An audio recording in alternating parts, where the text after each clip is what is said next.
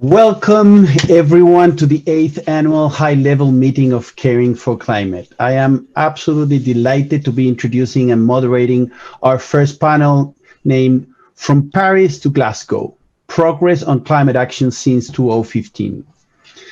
This first panel will reflect, of course, on the progress to date since the Paris Agreement in 2015 and the reality that we are definitely not currently on track to meet the goals of the Paris Agreement.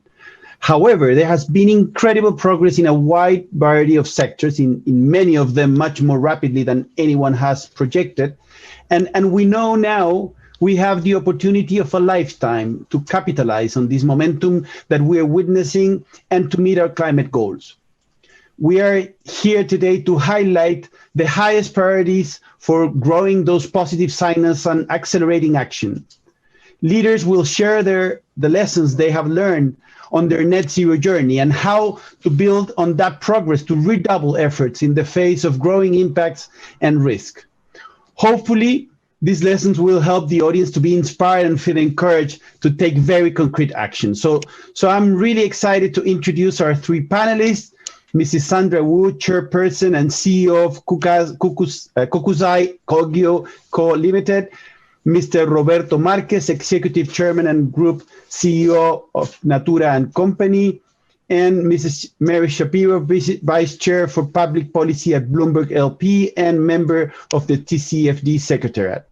A real warm welcome to the three of you. It's a real honor to be moderating a panel with such amazing experience and commitments you bring with your personal trajectory. So thanks a lot for being with us.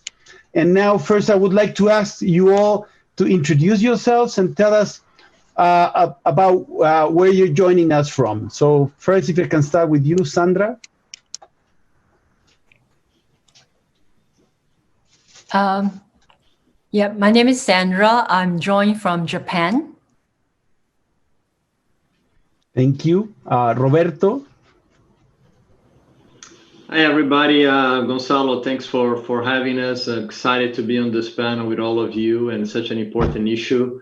I'm Roberto Marques, and I'm actually calling from the US. Perfect. Which part of the US? I'm actually in New Jersey right now.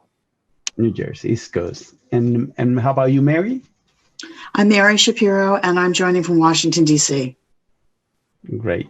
So, Sandra, thanks a lot for joining this late in Japan. We know it's 11 p.m. for you, so thanks for that extra effort.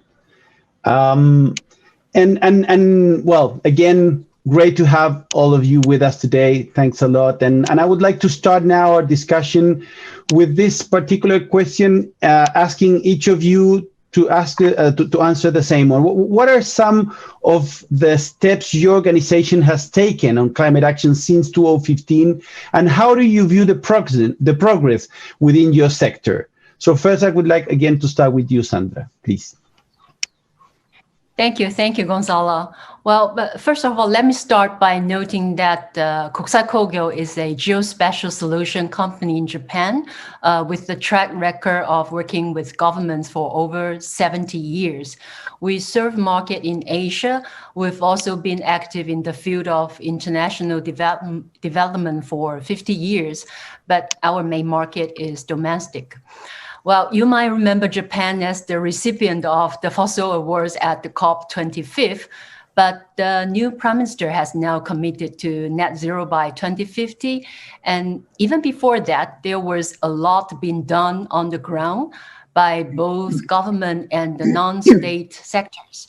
And just to give you an idea, Japan has the second highest number of companies that are SBTi certified and second highest number of companies in the RE100 initiative and the highest number of TCFD supporting companies. And not only that, over 180 local governments, including Tokyo, representing 2/3 of the Japanese population, 83 million people, are committed to become carbon neutral by 2050. And this is the progress here in Japan. And there is one thing I believe, and I have always argued at the global events like this one, that best way business can contribute to sustainability is through their business strengths. So Kokusai Kogyo has walked my talk. In 2016, we revamped our corporate strategy, mid and long-range plans to in line with the new global agendas, including the Paris Agreement, SDGs, and the Sendai Framework for Disaster Risk Reduction. We mainstream resilience, sustainability, and the climate action as our core guiding values. We also overhauled our product lineup. We identify areas where solutions are still lacking and directed our research and development resources to create them. And as a result, we continue to provide local governments the means, the solutions to make their net zero commitment a reality. And while we believe we can contribute the most through our business strengths, we also recognize the importance of becoming carbon neutral ourselves as an organization. So we joined the SBTi and the business ambition for 1.5 degree in June 2020 with a pledge to reduce emissions across our entire value chain. And we are, in fact, the first company in Japan in our sector, the survey and the engineering consulting sector, to commit to SBTi. It was very hard work for us getting to the pledge, and even harder work in delivering it, it's still ahead. But we got here, and so can everyone. We hope to lead the sector by example and spread the ambition of net zero in our industry so that collectively we can accelerate and keep global warming to within 1.5 degrees as a society. I will stop here. Thank you. Well, thanks so much, Sandra. Just let me also refer to one aspect that is embedded into your narrative. The ultimate goal of the high-level champions is to activate the ambition loop, to mobilize non-state actors to be reflected at the end on the NDC enhancement from the countryside. And we are referring with Nigel this year that the best possible example that we have is Japan. What you have explained at the end is exactly what we need to see in each of the countries of the world. So thanks so much, Sandra, for your work, and through you to all of those business leaders and majors as well, as they have done a great job. So going now to you, Roberto, as Natura and Company is a company that is represented in so many countries on the world, and maybe can help us again to shine a light on those leaders of the world, for them to also enhance their ambition. And so many people and I'm one of those, are using Natura as the example of the path that hopefully businesses can walk. So what are some of those steps for Natura, and how do you view the progress within your sector? So good question, Gonzalo. So as you know, I reflect, since the Paris Agreement, a lot of things have changed for Natura. It became really a truly global company now, with companies like Avon, The Body Shop, Natura, and Aesop, really reaching out over to 100 countries, 200 million customers, over 3,000 stores, and most important, 6 million consultants and representatives who are really entrepreneurs, and we, very privileged to be able to working with all of them and transforming their lives to some extent. Related to the climate crisis, Natura has been carbon neutral since 2007. And since then, being able to reduce by 1/3 its carbon emission. But we also try to hold ourselves even to a higher standard and pushing ourselves. And for that, we recently, early this year, introduced our 2030 commitment to life, which put a target for us to become carbon zero, achieve zero net emission by 2030, right? Which is almost 20 years earlier than the commitment with United Nations. But the devil is on the details, as we like to say, and this goes also embracing scope 1, 2, and 3 in terms of net zero, which is very daunting, very challenging, because it's not only related to our direct emission, but also what we purchase and consume.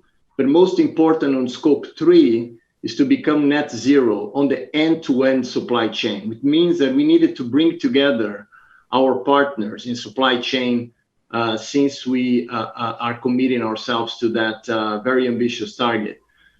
We don't know exactly how we're going to get there, but the important thing is bringing the collective, bringing those partners, really making them very much aware of the importance of really achieving this net zero ambitions. Now, to your second part of the question about how the sector is doing, we see progress, but I think it's fair to say that it's not enough where we are today, 5 years after the Paris Agreement. And I think the call out for us with our commitment to life that talks about, climate crisis, protecting the Amazon, how we build a society that is more inclusive and reduce inequality, and how we embrace circularity as a whole and regeneration. It's a call to action to all of us, and working with our industry, civil society, science, in a multilateral approach, because those are the only way that we're going to be able to find and answer some of those very challenging questions that we face. I would like to finish this first question, Gonzalo, just saying, for us, there is no place for competition when, humanity is at risk. So the call to action is really for the power of the collective, all of us working together, government, civil society, NGOs, in terms of really finding the solutions for those very challenging and daunting tasks that we have in front of us. Thanks so much, Roberto, and thanks to Natura and Co for the inspiration that you have set not only in the UN Global Compact community, but in the B Corp, the B team, so many other communities and business communities that are using the inspiration that Natura is bringing.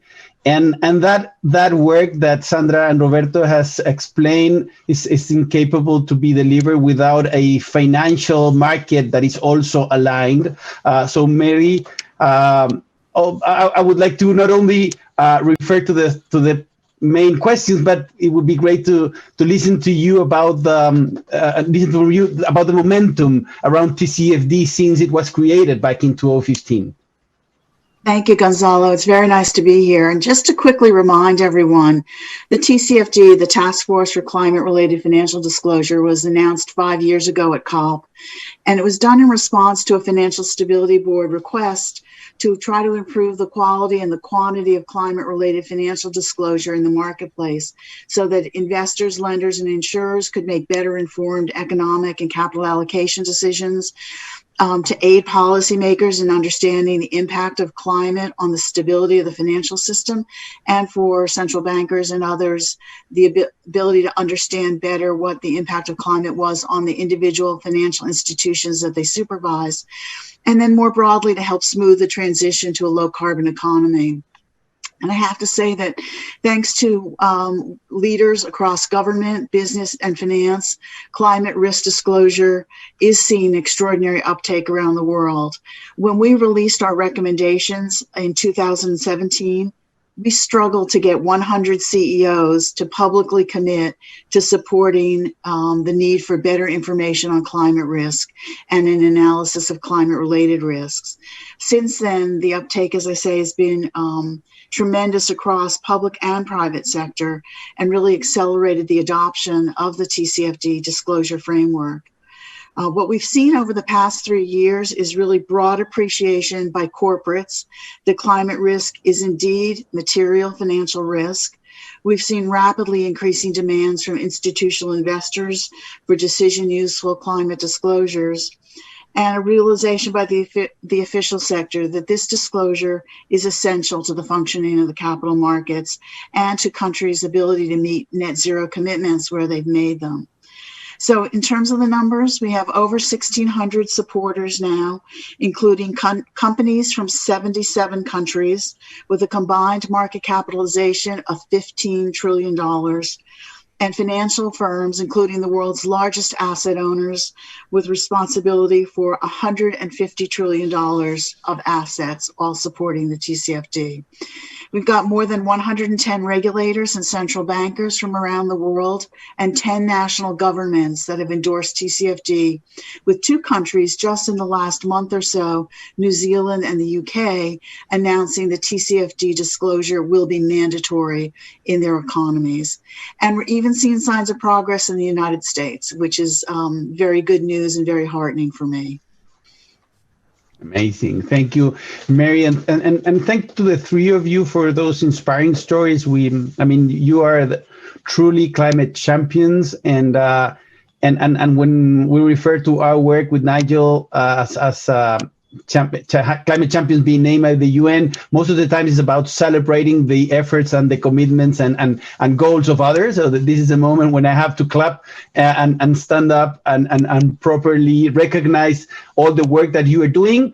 And then the other part of our work is to increase the ambition, like adding zeros in terms of the new members and showing also what is not only possible, but also what is now happening, right? So let's move to the part where I expect that you will now inspire others to join with very concrete examples of how you're doing it. So in your case, Sandra, your company's mission is to save the earth, make communities green, and you are involved in initiatives on renewable energy, including with local governments. How does this help to align with your 1.5 degree ambition? How do you mitigate some of the challenges you face? It would be great for the audience to learn from Kokusai Kogyo.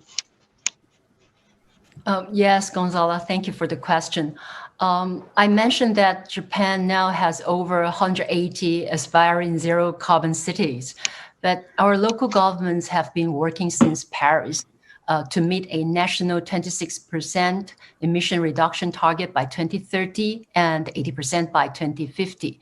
And in fact, they have been legally required to do so based on a 2016 law in line with the Japan's NDC. So all local governments across Japan are, first of all, expected to mitigate 40% of the 2030 target through increased energy efficiency of their government offices and the public building.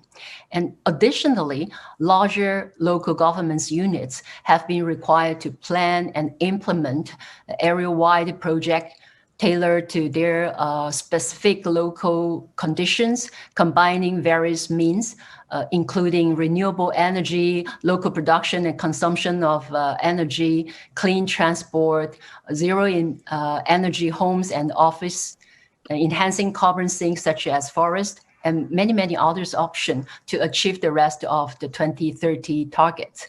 And this push to 2030 is meant to be a pilot to help each local government fine-tune their next stage, a roadmap to 2050. So in my field, the tide has definitely turned, and our market is now focused on a zero carbon society. To meet challenges, we created a unit in my company that acts as a mitigation travel guide for local government clients. And within this unit, there is a planning team that works with cities to create their vision, and an implementation team that identify and, where necessary, invent the means to achieve that vision. The planning team would, for example, help city put together a roadmap from all the options I mentioned earlier, obtain subsidies, and handle the monitoring and the reporting associated with such funding. The implementation team would fill the gaps. For example, when city energy efficiency budgets are tight, we organize local businesses into equipment leasing agencies, which is a cost and energy saving setup that also stimulate the local economy. We help local governments establish the local power companies, PPS, in addition to the physically building and operating their renewable energy plants. We also connect a remote village to urban city district in energy partnership that benefit both parties by making a new renewable energy plant economically feasible to one and reduce the carbon footprint of the others. These are some of the ways we provide the local governments the means, the solutions to make their net zero commitment a reality. And our direct involvement in local business setup has been taken by local governments as proof of our investment and the commitment. So as a result, we are established as a strong partner in climate action, along with other stakeholders in many communities across Japan. So that is all for my answer. Thank you, Sandra. And Roberto, and adding a new challenge to keep the answer as brief as possible. We're running short of time. So your company is one of the earliest Brazilian companies to commit to science-based targets initiative, and therefore, how can we create transformative change from early adopters to encourage wider adoption at the speed required? Yeah, Gonzalo, listen, one of the key challenges that we still face, even on science-based targets, is how we keep track of things, how we measure things, how we make sure that we create the same discipline as companies normally run their P&Ls and look at their market share. For that, I would say it's very important to partner with the right companies or support it. And I would start saying, for sure, the UN Global Compact. Make sure that you connect with your local branches and chapters, because they can help bring it to life, the SDGs, the Sustainable Development Goals, in a way that it becomes very tangible, right? Another suggestion is partner with the B Corp, the B Labs. I mean, they bring a very practical, tangible ways that we can really track the progress that companies are doing in emission, in climate, in social inclusion, in a way that facilitates a lot of companies that are starting this journey, right?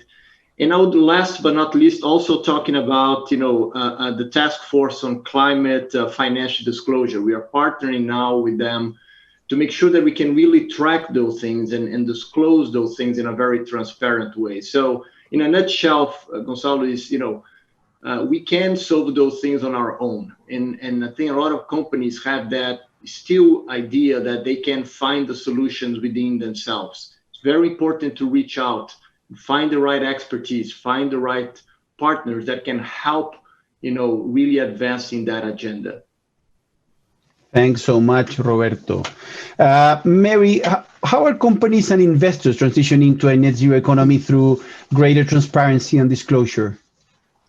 Well, it's clear that without good climate-related financial information, markets can't adequately price climate-related risks and opportunities correctly. And as a result of that, they may face companies and countries a rocky transition to the low-carbon economy with sudden value shifts, destabilizing costs, and industries aren't able to rapidly adjust to the new landscape. It's for that reason, actually, that the TCFD recommends that companies conduct scenario analysis to test the strategy, the resiliency of their strategies under different climate scenarios, 1.5 degree, 2 degree, and so forth. It's so important for the company to understand what the impact is from scenario analysis on their strategy so that they can adjust their strategy if necessary. And of course, it's really important for investors to understand so they can direct capital to those companies that are best prepared in the face of climate change, to take advantage of the opportunities and to manage and mitigate the risk. But I think importantly, we've spoken a couple of times this morning about the number of countries and the EU working toward achieving net zero greenhouse gas emissions by 2050. 2060 in the case of China. There are over 100 countries doing that to date. And many of those jurisdictions are going to legislate disclosure of climate-related information in order to support the necessary market transparency to understand if industry is going to be on the path to transition in a way that will allow the national government to meet the commitments that it's made, or whether additional policies or measures are necessary. So this will really illuminate, I think, the way forward. And finally, I would note something I just learned a couple of weeks ago. As an example, the Irish Sovereign Wealth Fund has said it will not invest in companies that do not have a transition plan. And a large number of other sovereign wealth funds, in fact, representing about $30 trillion of assets under management, have recently committed to engaging their investee companies in TCFD disclosure for the same reason. They want to invest in companies that have a plan and are on the path to achieving net zero. Thank you, Mary. And our final question as we wrap up this first panel. Could you please name one action or project your organization has worked on to achieve the goals of the Paris Agreement that you would encourage all your peers to take? And I would go the opposite, starting with Mary. Well, this won't surprise anyone. I really encourage companies to support the TCFD disclosure framework. It's scalable. It works around the world. It's comfortable because it looks at issues in the same way that you generally look at risk of any type of across a company, to support the TCFD and to begin on the path of actually implementing the recommendations and providing the disclosure to the marketplace. Thank you. Roberto, very quickly. Yeah, for us, again, partner with institutions like B Corp, right? Very important. We've been certified. We extend their certification now to, the Body Shop this year, to ESOP. We just been recertified as Natura, as a company now as a Natura & Co group. That is very important. I also would mention, make sure that you also protect our natural resources. At Natura, we have a firm commitment to protect the Amazon, which is such an important component of us achieving, net zero emission. Thanks so much. And finally, Sandra, please. Yes. In my company, and actually in all of Japan, we tend to work on mitigation and adaptation hand in hand. For example, while I only mentioned the mitigation earlier, local government mitigation plans in Japan contain many embedded elements of adaptation and disaster resilience, guided by the national policy document and the subsidy requirements. However, when I look around globally, I notice mitigation and adaptations are still in silos. So this pandemic is a wake-up call. We need to urgently address our short-term resilience as well as our long-term future. So my message to my peer is we need to take both mitigation action and adaptation action to achieve the Paris Agreement goals. Thank you. Thanks so much, Sandra, Mary, Roberto, for the work that you're doing and the inspiration that you brought. It's been a privilege to be moderating this panel. Has been great contribution to the conversation, and of course to all the participants who have been engaging with us. Now, after a 1-minute break, we will continue with our second discussion named Ambitious Goals for a Green Recovery and NDC Enhancement. So we'll go now for a 1-minute video and be back here with the next panel. Thank you very much.